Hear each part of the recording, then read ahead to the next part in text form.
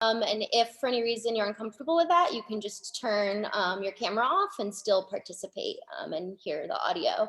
And you'll still be able to see everything that we are recording or that we are showing. So welcome. Yeah, I am Sarah Swift. I'm the gallery director here at Hera Gallery. So this is the artist talk for After Before, which is this wonderful pop-up that we were able to do. It will be up until January 30th. And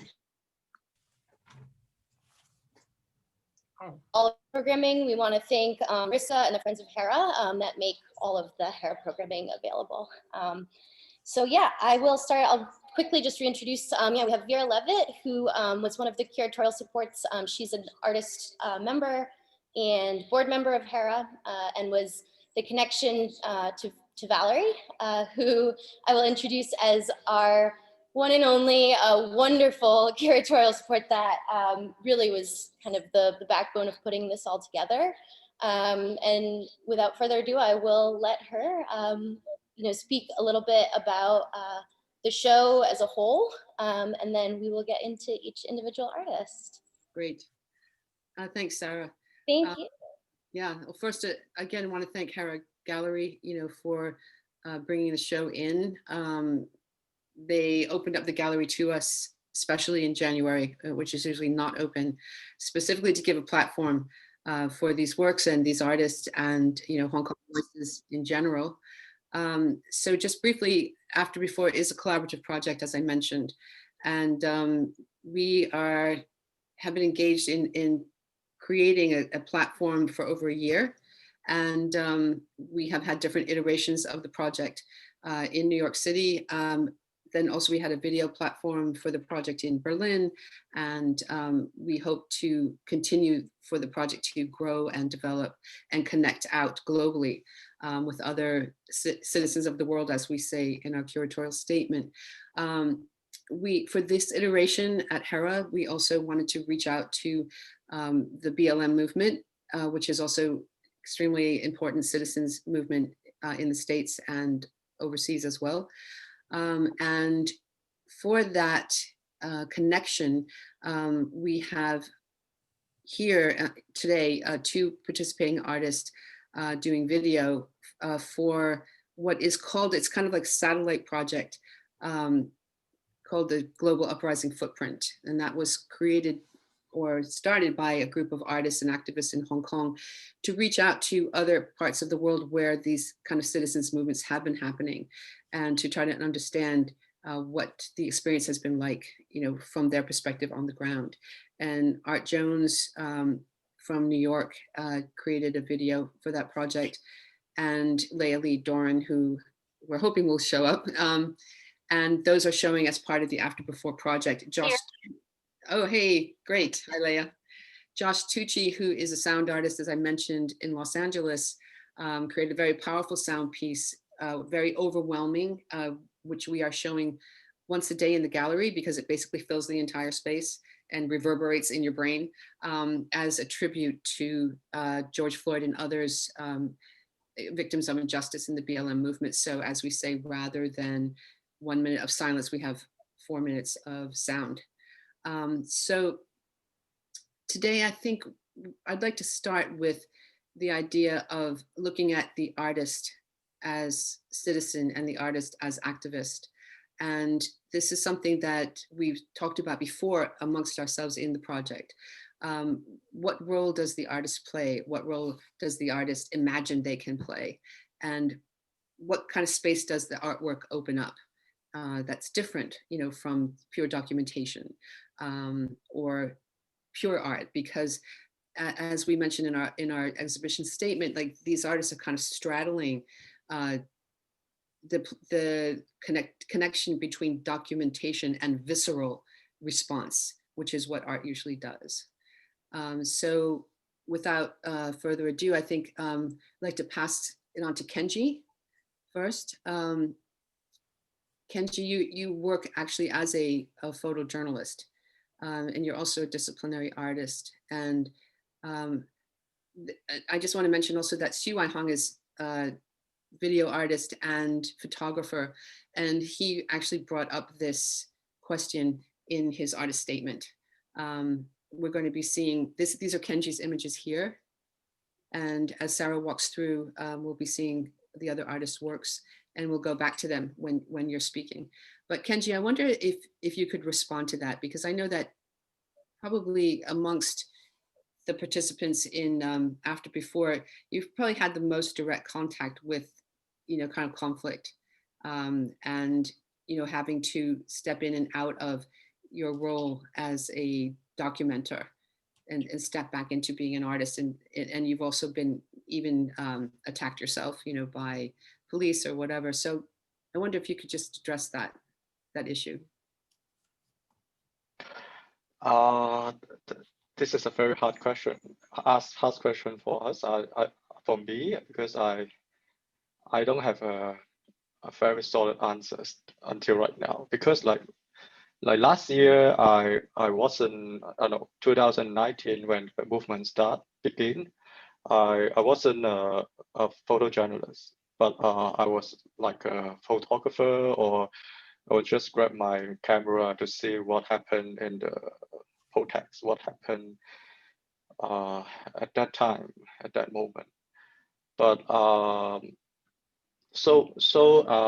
don't know what I will capture. So just sometimes I will think like, am I a protester too? Am I a documenter when I was there? But like after half year and 1 year in the whole movement, I began to search what really interested me in those like protests or demonstration. For in this exhibition, there's a series of photos. I'll call it, name it as "Hello, Darkness, My Old Friend." I use the lyrics of an old song, but it is also my true feelings of the whole movement. It's like the whole period is like the Hong Kong people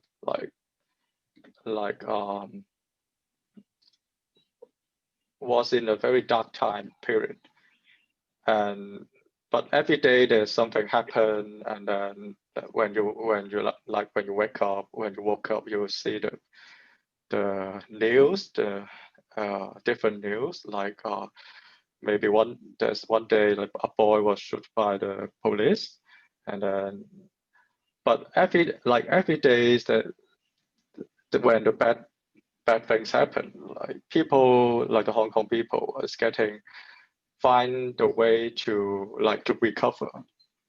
So in this series of photos, you will see many different kinds of protest methods, like we will call it the Lantern War. Like people write the comment and the message to the Hong Kong people, to the neighbor on the sticker, and become different kind of Lantern War too.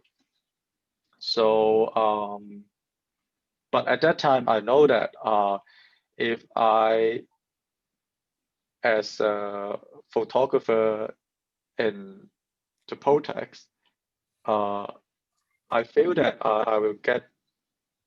I will hardly to get close to the front line, because you will see the police is getting more strict to the people who are not journalists, or not photojournalists.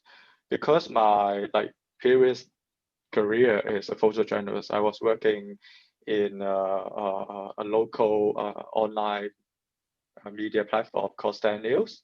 So in 2019 June, after a few protests happened, I just I self-volunteer to the Stand News. Like, can I be a freelance or part-time photojournalist to provide the photos there to the media? So so at that time, I would say I have two roles. One is the artist or photographer, and another role is the photojournalist. So it's quite like I it's quite like I have two identity in the like the phototext. Like sometimes I will like as a photojournalist, like how do I document the event? Like you will see the fight between the protester and the police, but sometimes I will see the especially the moment that really touched me a lot, like you will see in these pictures. This is the yeah. This is one. There's one that in November 2019. The students and young people is inside the universities, and the police is surrounding them and don't let them go. You see the blue color is the watercolor colors. Watercolor is from the watercolor, and the scenes is very like kind of like violent and but I was trying to find something like what can represent those the feelings at that time. Yeah. And the rainbow is accidents, of course. I can't control the rainbow, but I think I've captured like 1,000 photos in this at that day, but I chose these photos when I like put it in this series of photos because I find that it fits the feelings of myself, how to see the whole movement is like the collection between different people and how people find position in the whole movement. I think it's so interesting, Kenji. I myself and also several other people have commented that your work, even though sometimes you're showing like very disturbing scenes, you have this sense of color, of warmth, like you said, that sense of human connectivity that always kind of comes through. And it's like you're really giving a platform for these people's emotions, that experience in the moment, and you're really foregrounding that. So the rainbow, the colorful flag, the young girl with the post-it notes over her body, so she's a living Lenin wall. Do you think that's really your artistic side coming through in a sense, or your personal voice as an artist coming through that documentation? I think so. Like it's kind of like I was finding what I am interested in touch after I take the photos. The moment is quite short when you take the photos, like the student holding the Lenin flag. Yes. So that is a very very short moment because they was like they didn't hold the flag after like 5 minutes, but when I firstly arrived that place, I see that moment, and then it's kind of really represent the whole movement. Yeah. So yeah. Bravery. It's also interesting because Xu Hong, are you there? Yes, yeah. Okay, because your photographs are, in a sense, very, very opposite. How can I put this? Your sense of caring, the same kind of sense of caring that Kenji feels, come across in a completely different way. So just as an explanation, whereas Kenji's kind of foregrounding the people, their expressions, their emotions, what you've done is you've photographed these, beautiful black and white images, always with crowds of people. And then you have actually gone in and one by hand, basically knocked out their faces so that they become anonymous. Can you explain a little bit about why you did that? I think that the intention of this work, maybe the role or the role of my role in this protest. I treat myself from the beginning, even right now, is still the protester or just like a citizen, as a participant of this protest. I used to use camera or to just use my camera to photograph something. Just in the initial idea, I have no idea to use anything to do work. But at that time, in 2019, I photographed something just as a normal record for my own. I didn't expect it to use them as a artwork, as a part of the artwork. But after I processed the film and reviewed the film in my studio, I found that the image are really touching for me. It has much emotion, but I find that it's too dangerous to publicize those photographs, even in the website or in the gallery or some public space, because the photographs may become the kind of evidence for the government to find out, these people, okay, appear, okay, in these scenes, they had this kind of action, or they appeared in a protest. I think the faces, or even from my experience, or most of the protester experience, CCTV are the most concerned tools that in the protest, or even the camera. People are really camera is not welcome. Okay, at that time, and I think the camera is kind of a weapon that, or maybe not a good tool to the protest. But as a photo artist, okay, the only way to respond to the world is by using camera. I found my tools, the camera I used pretty much in the old time. I find that this is really useless at that time, because my photograph cannot be publicized. My image can be weapon, can be some kind of evidence for some people.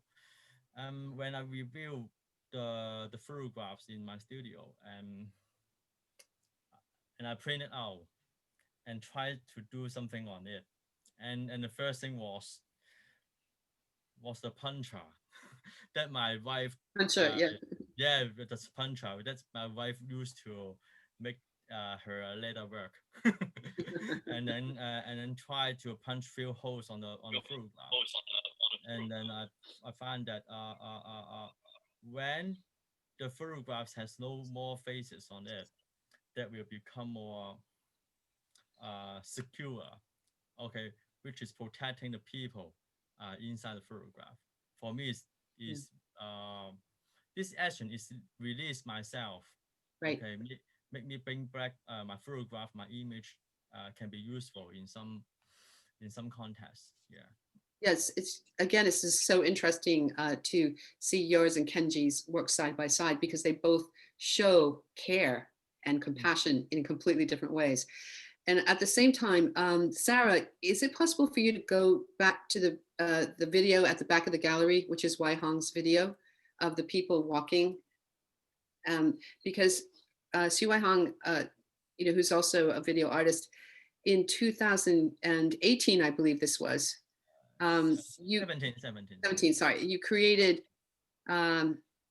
this is another of Xu Wai Hong's works, but the video at the back, this is a completely different situation where you have created this basically moving portrait of hundreds of thousands of protesters on a July 1st protest, which are basically protests for universal suffrage, which had been promised to Hong Kong by China. And here we see the people's faces very clearly, and even they freeze at some point, so that they almost become like paintings. Here you see them in the middle freezing. So in this case, the people's, you know, faces are completely exposed. So I think that having both of these works in the show, one from pre-2019, you know, pre the protests of the anti-extradition law amendment bill, and then your ones you made during the protests are completely different in terms of your emotion. Can you talk a little bit about that? Thank you, Sarah. The differences are because of the condition in Hong Kong is totally changed in 2019. In 2017, Hong Kong people still believe in the law. Okay, the government still playing the same rule in the society. We all know how to play the game. Okay, the game didn't change. Yeah, how the even but for me the common ground of these two works are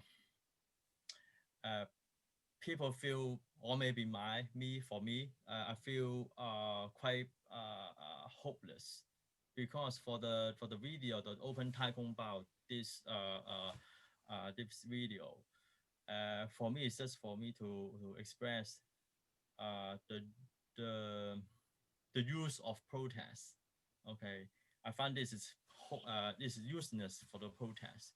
That's because we have this kind of so-called culture, protest culture, for many years.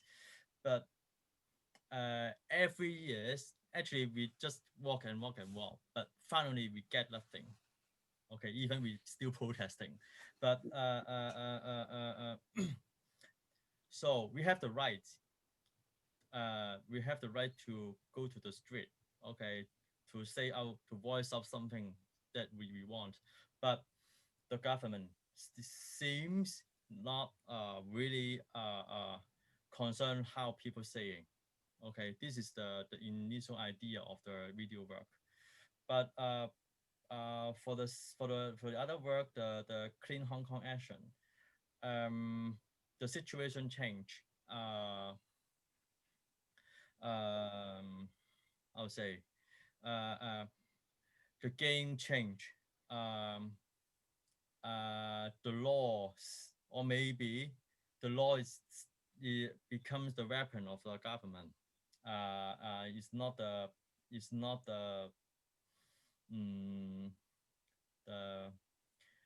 border, or maybe the law is not protecting the people. Okay, so because of the game change, then I decided to punch out all the faces. Okay, right. And yes, in 2017, the game is still okay. Okay, we're still playing the game. Okay, the rule is still there. Right. I was still there, but now everything changed. Yeah. This is the main differences between these 2 years. Yeah. Yes, thank you. And I was wondering, Art, if you're there, Art Jones. What happened to him? He's here. He needs to unmute. I'm here. Oh, I'm here. So, how are you? Good. It's so nice to see you again. So, Art, you created a video for the Global Uprising Footprint Project, which basically kind of combines imagery from a trip that you took to Hong Kong as a artist in residence, which was completely unexpected when we met in New York. We had no idea that you had been to Hong Kong.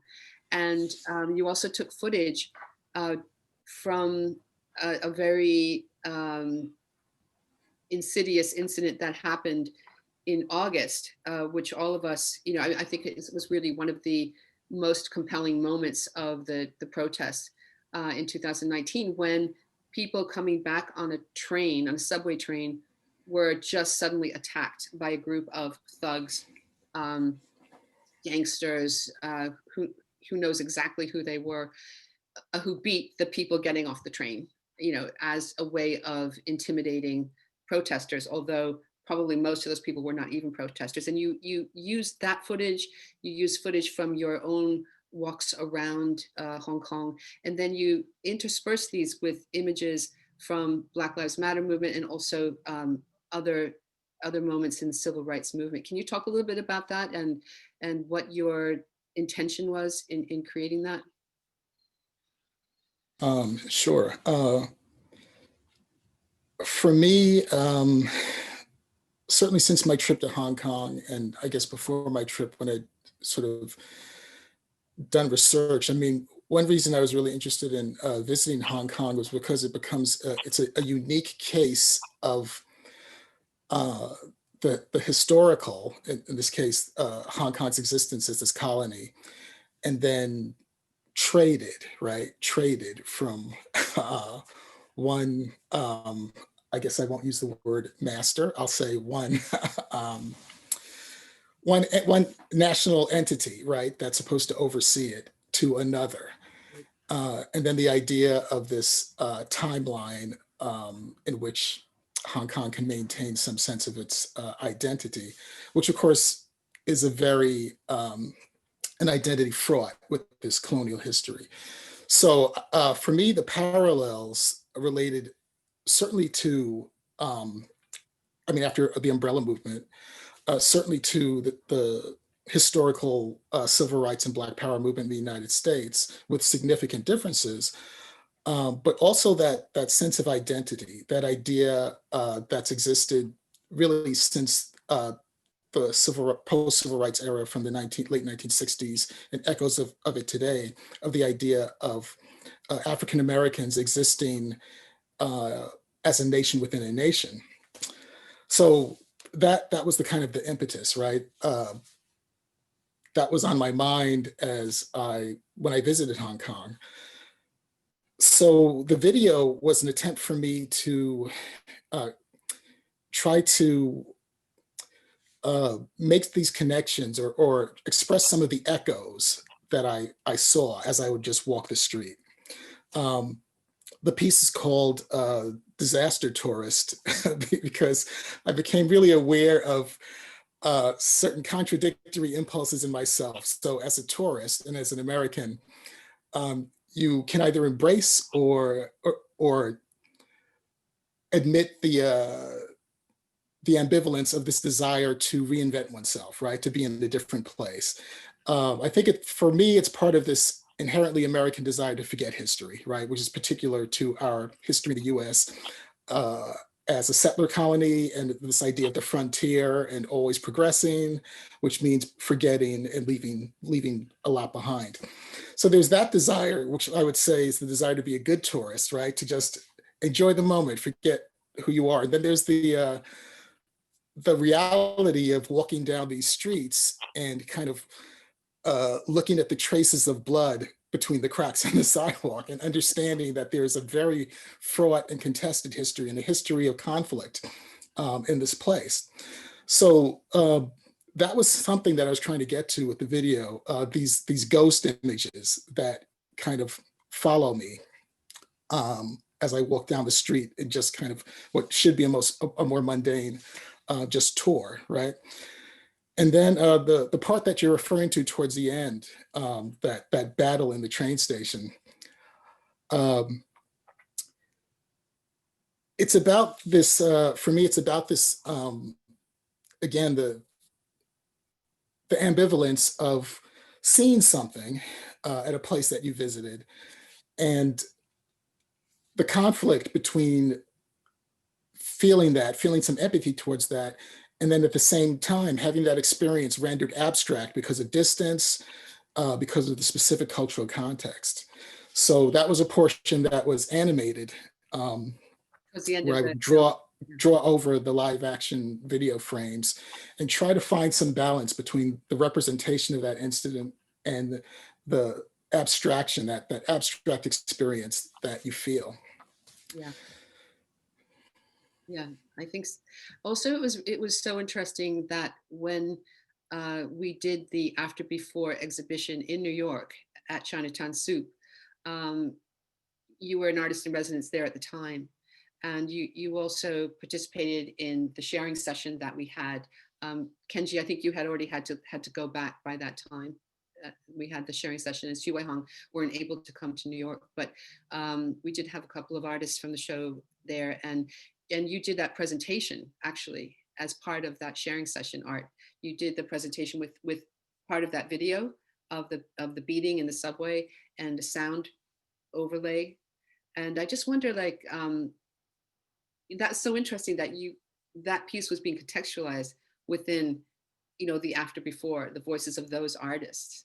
I'm just wondering if you had any takeaways from that or anything to share from that experience. Yeah, absolutely. Being able to help mount that show was an amazing experience because, you know, I mean, we had some really interesting conversations about the artist and the context of the work. And at that time, I was engaged in a series that I was working on in the gallery, in which I was taking Google Maps data of the longitude and latitude of the locations of every official fatality of an unarmed civilian in the United States at the hands of law enforcement from 2018 to today, and creating these 3D printed sculptures. So that was also a project in which I was trying to find another way to communicate a very socially and emotionally fraught moment. And my strategy then was to try to take objective data, create these sculptures, and then see if the viewer could find their way into it empathetically beyond that data, to see if that could become more than just this information and actually relate to an incident that happened, you know, that took these people's lives. So, I mean, as a filmmaker by training, and in particular the documentary aspect of my film practice, I'm struggling to find ways to express the subjective and express a way into that might provoke some sense of empathy in the viewer, you know, sort of like with that project about civilian fatalities at the hands of law enforcement. Originally, I thought of this as a documentary project, and I realized that there was no way I could make a film to present an argument that could convince you that such a thing is bad, right? There had to be another way. So that was an in into kind of constructing this video work and trying to find that balance between the subjective and the objective, and trying to communicate this in a different way. Yeah, if that makes sense. It does. And then Leah, are you there? Leah? Okay, can you turn up your mic a bit? There you go.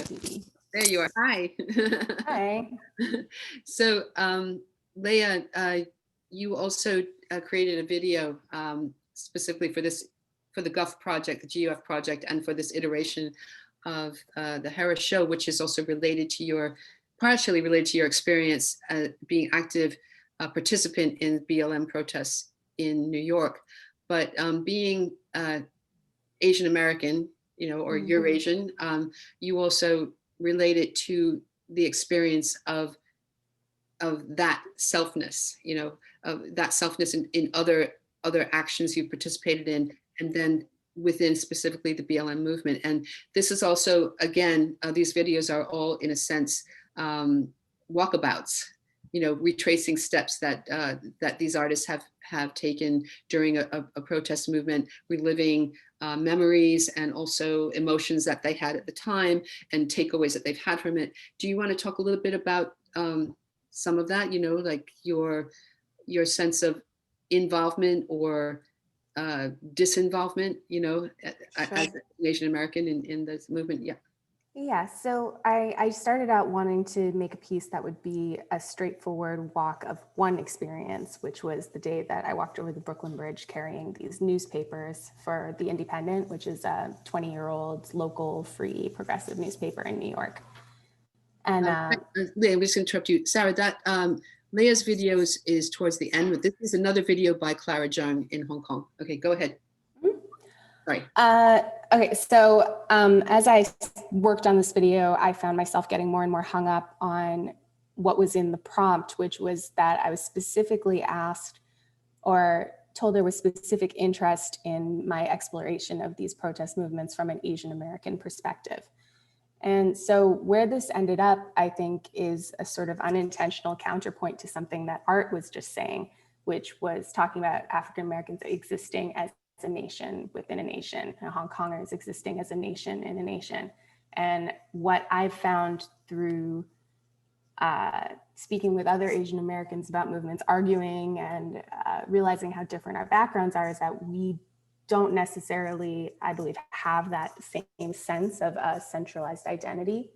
And especially through involvement with BLM. At Occupy, I didn't think about it very much. But I'm questioning a lot where in a movement that specifically addressing the concerns and injustices on another group of people in this country. Well,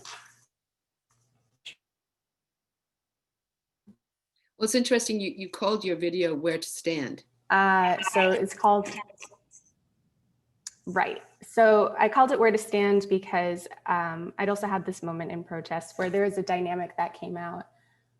You might have seen some news stories about it where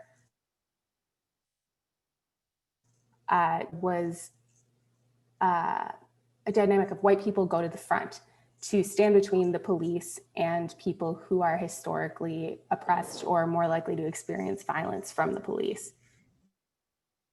And the idea shared a shared privilege or an acknowledgement of a shared oppression depending on where you stand. And because Asian Americans are both the richest and the poorest people in the United States, we are protected, but we are not. We are, a monolith, but we are one of the most diverse groups in the country.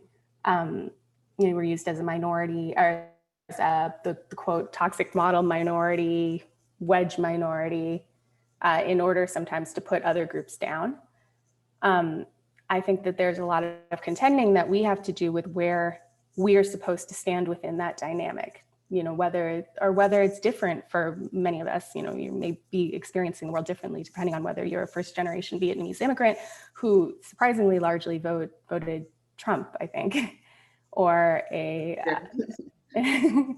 or and any other group. It covers such a diverse array of people over 200 years of people immigrating here, then their experiences can be very, very unrelated. So I felt that because the conversation was so much about responsibility, and that conversation was largely directed, when it came to responsibility, largely directed at white allies, to speak amongst themselves, to encourage other white allies to think about their internalized racism. I felt this was an opportunity to explore those same questions of responsibility from an Asian American perspective. Yeah, and I think you also talked about the kind of complexity of trying to figure out what your role is, what it should be, and which is asking those questions somewhat differently than, or at least implying that you ask them somewhat differently than a white American would. Yeah, I do think it is a little, I'm sure it's different. Everyone has their own immigrant story or whatever else it is, but I think that because we are more often accepted into a white power structure, but not accepted as white, it's its own conversation, its own ethnic conversation. And because we may often have the same kind of tensions between our own groups internally as Asian Americans. Yeah, just what you were saying, it's its own, it's a very different, I find myself questioning all the time whether Asian American is an identity, right, or whether it's just a useful umbrella that really doesn't serve us because it reduces our communities into a monolith that doesn't make a lot of sense. Yep. And it's so interesting that for both you and Art, within this moment of this project, you know, you're both facing, you know, different kinds of complexities and personal responses to BLM. And at the same time, you know, you're also looking at the Hong Kong movement as well. You know, where's the relevance there, you know, for all of us, really. And I'd like to just ask Josh Tucci if you're there. Yeah. Hi, Josh. So Josh is LA-based artist and musician, and you were participating in the BLM protests in LA, you know, as a white American with blue hair, which is a minority, I think. No, I'm kidding. But you created this, you know, very powerful sound piece, which I don't know if we can actually play it right now online, but I can, give me a second and we can play it, okay? Okay, sure.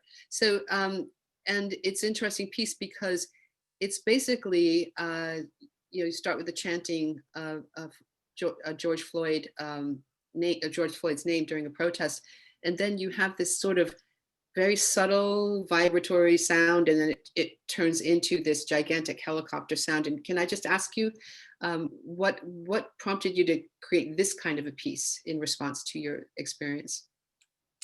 Sure. So it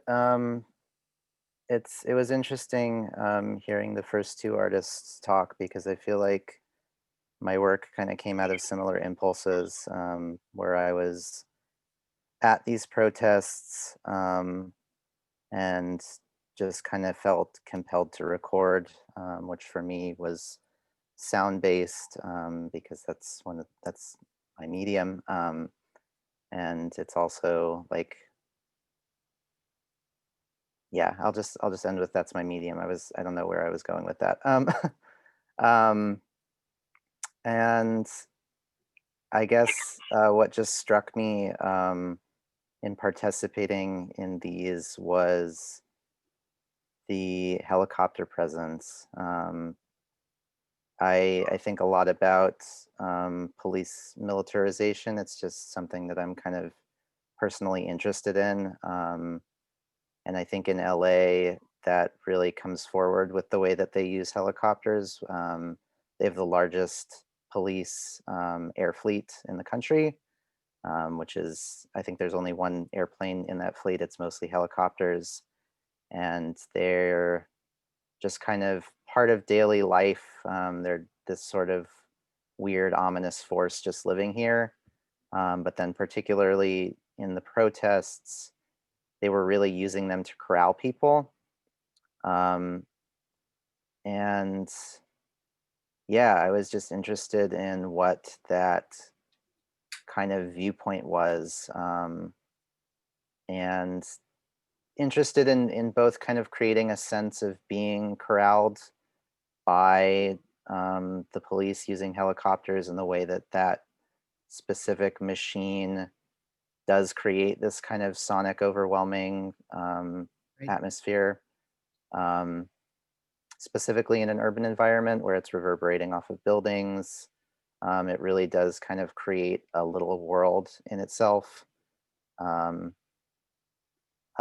then also in terms of the viewpoint of the person operating the helicopter, and how that kind of, that vantage point is probably very dehumanizing, which I'm sure is useful from a law enforcement perspective when you're trying to kind of corral protests and sort of quell protests. But I thought it would be interesting to kind of put a viewer in that perspective and feel where there might be something disturbing about experiencing that vantage point.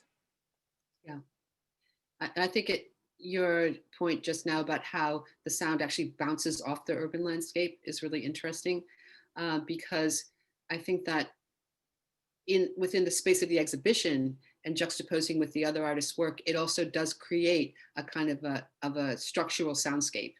You know, it's kind of bouncing off those images. And Play that? oh yeah, sure. Let's play just a couple, maybe a minute and a half, because it's about 4 minutes long. So. Are you going to play it, Vera, or? Oh, is it not coming? Oh, here it goes. Yeah.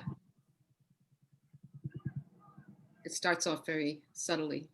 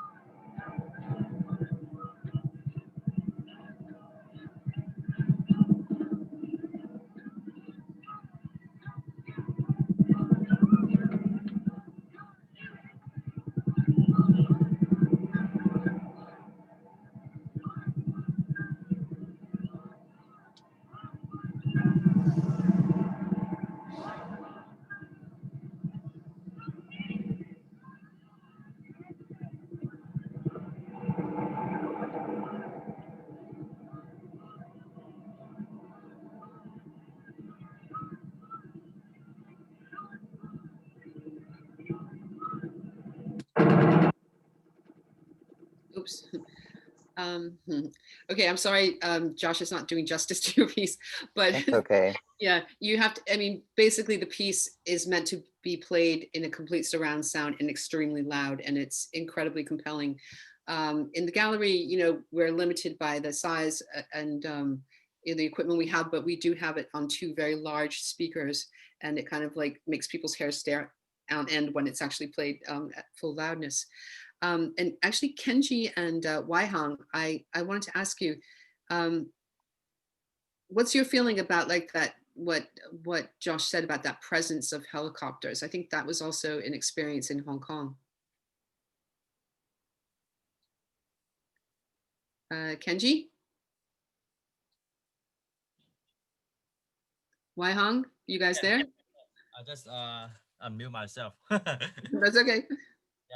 Yeah. So we're talking about the helicopters. Yes, there were helicopters in Hong Kong, but actually we don't know what they were doing. Okay, Right. maybe they just monitoring the people flow, but people were scared, and when they tackle helicopter, was some signs was coming. Okay, they would like to they prefer to open the umbrella to protect themselves. Open the umbrella when the helicopter's coming. Yes, maybe some because we don't know, because the helicopter is not often seen in Hong Kong, Right. and we don't know what they are doing, and we're scared, okay, and just maybe the only thing that we can protect from the top is the umbrella, so that we all open the umbrella, and umbrella is a symbol start from 2014, even in 19, it's a pretty good protection, okay, that we protect, avoid our faces can be captured by the camera, and also even there was a sunny day, rainy day, or just a normal cloudy day, umbrella is always useful. It's always really useful in the process. And also for the tear gas, right? Against the tear gas. For the tear gas, anything.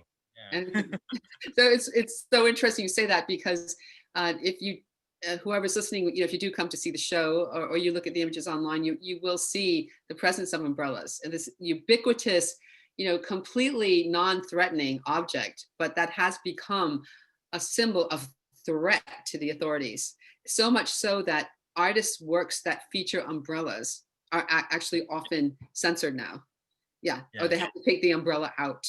And I've heard of one artist who was doing a sculpture, a public sculpture, which featured an umbrella in it. She had to take it out. Another video artist, you know, did something which showed like moment in the umbrella movement, you know, with an umbrella, and he had to take it out. So it's like so interesting what becomes a threat, you know, to the authorities. And of course, in BLM movement, you know, the helicopters have been, as Josh pointed out, and I'm sure Leah and Art experienced in New York, you know, they become like these incredibly threatening, kind of monstrous presences, you know. So, so maybe the yellow umbrella will be banned, okay, in Hong Kong. Yellow umbrella, because yellow is the color for the pro-democracy movement in Hong Kong. Yeah. So Yeah, thank you so much. I don't know, Sarah and Vera, should we open up to any questions if there are some? Yeah, absolutely. I also did want to mention, Vera had messaged me, and I totally meant to say this at the beginning, which did sort of go along with this sound piece, that normally we have all the videos playing at a decent level of volume. And so the experience here in the gallery really is almost as if you're part, you're in the middle of one of these protests. You can hear, both American and Chinese. You can hear, chanting and all of these things. And obviously for the talk, I turned everything down, or else it would have been ridiculous. But yeah, it really is such a sensory experience. And yeah, Josh's piece, I mean, the walls shake a little bit when we play. It's wonderful. So it really does give just this total visceral sense that I think it is a very dynamic environment, because you've been walking from one end to the other. You'll see South Ho's video, which is from 2018, in between the umbrella movement and what happened in 2019. Then you'll encounter, Art's video, which is, especially when it comes into that kind of cartoonish animated presentation of something frightening. And then the other side, there will be Leia's, and then juxtaposed with other Hong Kong artists who did videos, like Kenji did one, as well as Clara Zhang and a couple of other people. And then there's also a documentary video, which is of performative actions from 2009 to the present. And we also have a very beautiful video, which was made in Hong Kong, about the Indonesian, she's a reporter, a photographer, but she worked in Hong Kong as a maid, domestic helper, and became a chronicler of the protest movement. Wrote about it and photographed it, and then was deported to Indonesia. So there's an interview film with her. So yeah, we hope that, again, you can visit it either virtually or physically. And so let's open it up to any questions if there are. And please ask the questions, as you have to unmute yourself when you are asking. And we have a comment from Trish Hurley. She said, really cool piece, Josh, and she'll definitely come down. Maybe, Sarah, what are the gallery hours for those? So this will be up until January 30th, and we're 1 to 5 Wednesday through Friday, and then 1 to 4 on Saturday. I'm also happy to do appointment only. If those hours don't work for people, they can always email the gallery. All of our info's on the website. Yeah, and I'm happy to work with Sarah, to be there present for you. Does any of the artists have anything else they want to add? Kenji, Wai Hong, Josh, Art, Leia. And we have a question in the comment. Yang, are you around to say it out loud? Oh. Yes, I'm around. Sorry, I'd rather keep my camera. Hi, Valerie, everyone. Thank you for hosting this. It's a bit late in Hong Kong and a bit sort of sleepy, so I prefer keeping my camera off. What's the time there? It's almost 1 a.m. Oh my gosh. Thank you for saying Thank you all for joining us. That is why we did this at Sunday morning at 11 here. It's an odd hour for an artist talk, but to be able to include all of our Hong Kong artists. Thank you. So I thought I would be clearer if I write in the chat box. Do you want to read what you wrote out loud, Young? Sure. I think it was maybe Josh who coined the phrase, one is compelled to record, and then I think Kenji also and Wai Hong both, and Josh as well. Yeah, you made the connection, Valerie. And I'm just wondering because I mean, it will be a slow process, but in Hong Kong there have been artists who are gradually maybe digesting and transforming what they've experienced on various levels into art and into various ways of distributing that art in galleries and all sorts of other contexts. So I'm just wondering, I mean, it's a super open question, the relation between the documentary gesture and the arting sort of gesture. Like when, I mean, from an artist's point of view, how do you, or do you actually think about how to keep a distance from the spectacularism, perhaps, of all these iconographic images that have been circulated so much? Do we need to, and do you think about it at all? And how can we even approach the truth if it is so manipulated? I think that's a really interesting question, Young. I'm just going to respond a little bit, and then hopefully the artists will join in. But I think that one of the things that we thought about a lot, which we discussed amongst ourselves, amongst the collaborators in Hong Kong, was what do we want to do here that is presenting something different from what people are seeing in the media all the time, you know, which tended to focus on spectacle, you know, tend to focus on confrontational images, and you know, that was really something. And in fact, in Hong Kong, in New York, there were a couple of people who sort of criticized the show for not showing that. You know, why aren't you showing more, you know, protesters having their heads bashed in and this and that. And Kenji, I know that in the beginning when we were first talking about it, I think you were really the first person to articulate a different way. Do you remember what you said at the time? It's probably got to unmute. Kenji, okay? Are you there? Okay. Yeah. But I already forgot what did I say last year. When we were talking about you know, whether or not we should be, you know, focusing on you know, stark images of confrontation, or how do we want to articulate what you as artists, you know, were feeling and observing. And that's one of the things that you said first, was that you thought it was really important to show that these protest actions, you know, are often a way of showing your care, you know, showing your compassion, showing how you're responding to the landscape of your city, you know, rather than getting out and being, and, you know, just like against this, against that, being angry. But it basically kind of created a platform for people to get together and support each other, and also showed that aspect of Hong Kong civil society to the world. So I think that was where we really started this conversation about that the show should be not avoiding, certainly, and it's a very painful show in a lot of ways, not avoiding, but the idea that this is something that Cedric said, that pain and hurt is not just physical.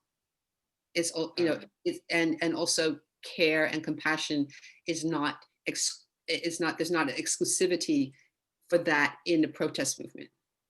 So you still feel that way? I still feel that way, but like after one year pass in Hong Kong, more things happen. Like I still have this ideas that if the photos of or the images can show this caring or the togetherness of the Hong Kong people is important. But answering for the young questions about the spectacle, and this is also always the question I think a lot, because like for myself, I am working in mass media, but on the other way, I'm also an artist. So like the scenes of the front line, like it must be spectacle in the mass media, but I find that like in a movement, because there's not just the traditional newspaper, TV, the televisions, but it's getting more different kinds of media on the social media, like some small press on the social media. They are using different perspective to see the protest or the demonstration. Like I wouldn't say like my perspective is very special. Like because like I always emphasize that the small things happen in the protest, like the people watch the sunrise after the protest. It's kind of like you won't see it in the mass media, but I find that like more people are getting, because maybe of the social media, Facebook or Instagram, they're getting like find their ways to show different perspective of the mass media, even their media too. Absolutely. So I don't have the answer to, but yes. Yeah. So Waihang, do you have anything to add to that? Yeah, I agree, Kenji. What Kenji say?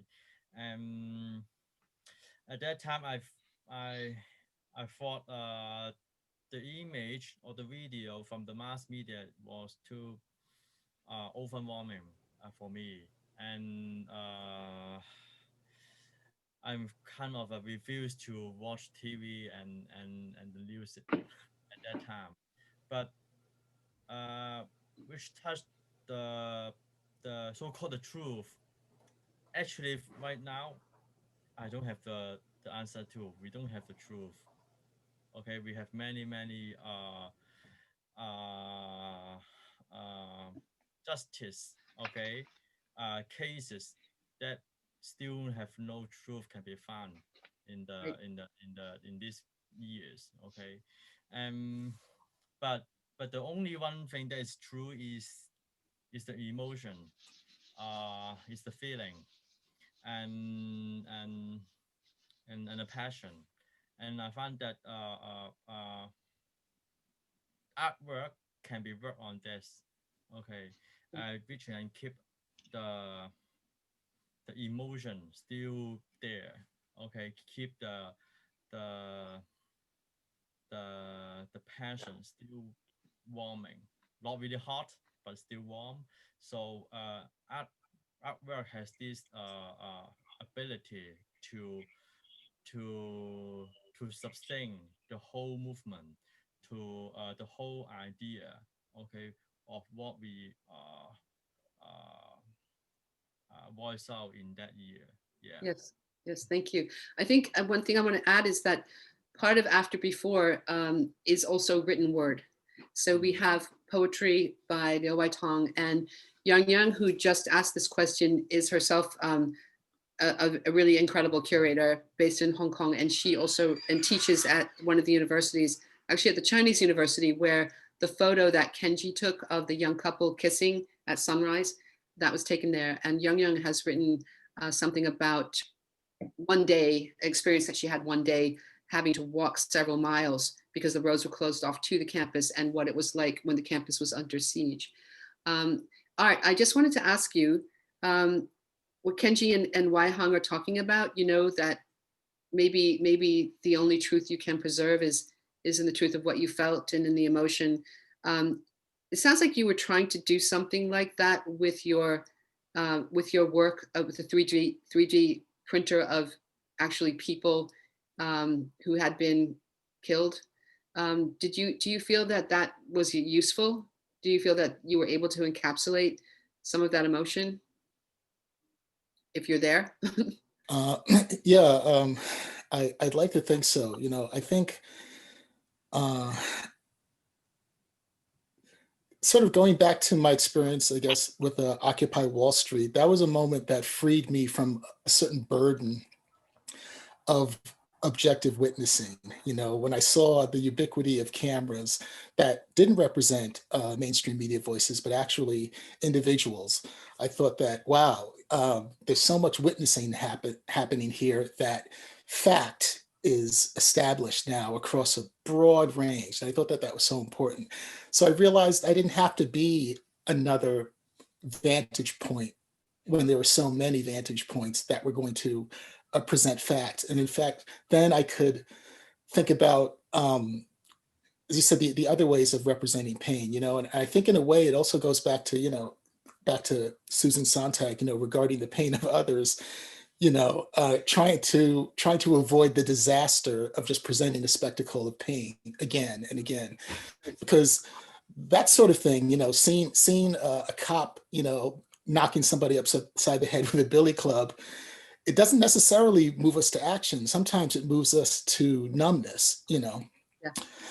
And that's certainly an experience that I was feeling watching these stories of unarmed civilians being killed at the hands of law enforcement over and over and over again. And that's a kind of hard thing to talk about, right? Because you want to say that you're energized and you're moved to action. But actually, I think the ubiquity of these images maybe numbness is the point, right? Maybe they are presented in the way they are because it suppresses a desire to unite and to move. So yeah, for me, certainly being able to make these sculptures, using Google Maps data where I could try to get as closely as possible longitude and latitude of the location of these people's deaths. And each piece is just titled by the latitude and longitude number and then the person's name. It forced me to try to push past the way this information was presented to me, to kind of deal with my own sense, my own fear, my own sense of loss, my own sense of uncertainty, my own depression about this in a different way. It's something that I made these objects, I could hold them, I could think about them. And as I presented them, I give you a choice, right? You could say, well, these are some pretty or some very weird looking things, or you could ponder what the relationship between those numbers and that person's name is, right? So yeah, I don't want it to be settled, I guess, in the way that an image of brutality is settled, right? Like, I hate that image, I'm against that image. What are the other conversations that we can have? I guess that's the goal, if that makes sense. Yes, absolutely. And I think that, building on what you've said and Wai Hong and Kenji just said, I think that in a way, personally, I feel that, continuing to do art that is showing a response and showing an emotional state in the midst of chaos, this is really a radical act, in a lot of ways, because it does open up windows of intimacy for people to step into. And nothing else can do that in quite the same way. So, I think it's important to question, as you all have done, like, what's my role as an artist? Is that, can I present something authentic? What is truth?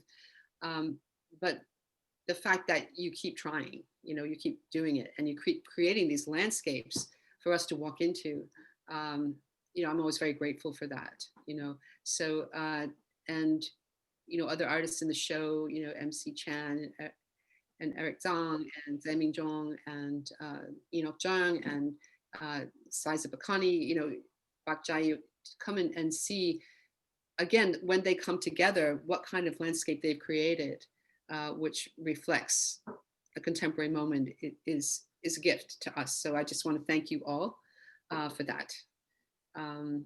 And any other questions? I think if not, then maybe we'll wrap it up. Oh, and Vera's going to actually show our booklet. She'll show images from the booklet, which we produced in New York, actually designed by Leah Lee, which has both the documentation of the artworks as well as the written word texts inside. So they'll keep that online. So in case you ever want to take a look at that. So Sarah, shall we end it here?